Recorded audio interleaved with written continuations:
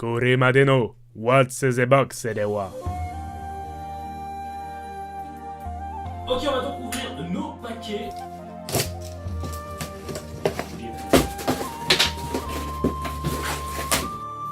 NANI?! お前はもう死んでいる。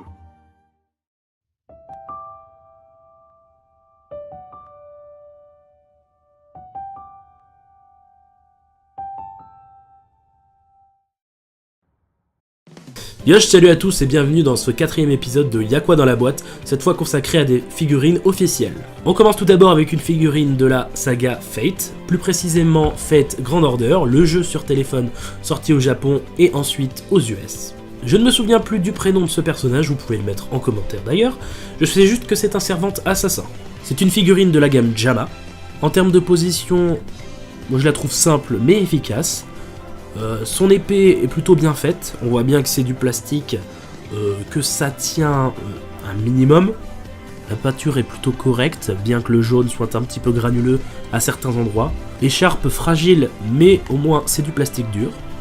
L'expression est plutôt sobre mais bien faite. Je ne connais pas vraiment la nature du personnage ni son caractère, donc je pourrais pas en dire plus, mais le visage est bien représenté. Le socle quant à lui est transparent. On voit bien le logo Fate Grand Order, les vêtements sont plutôt bien faits, les plis sont bien représentés, et c'est une figurine plus que correcte pour une somme de 35€. On continue avec une figurine de Misaka Mikoto, un personnage de la série Toharu Majutsu no Index, qui est représenté dans le jeu Fighting Climax. Celle-ci aussi est une figurine de la gamme Jama. Contrairement à la figurine précédente, je connais très bien ce personnage, et aussi son caractère, donc je peux vous dire que le visage n'est pas très bien représenté à mon goût. C'est un personnage avec un caractère assez bien trempé, souvent en colère, hein.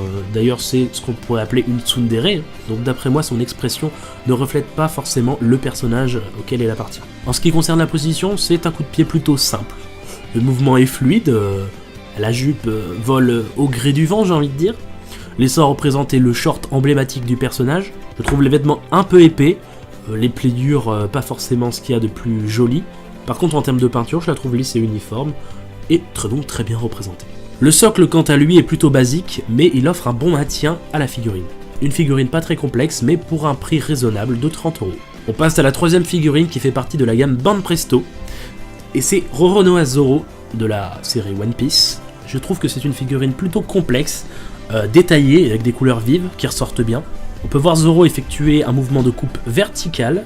On voit vraiment que les détails sont super bien représentés, que ce soit la cicatrice sur son œil ou sur son torse, les trois fourreaux, le costume aussi, les pliures, voilà, toute la couleur, vraiment tout est bien représenté.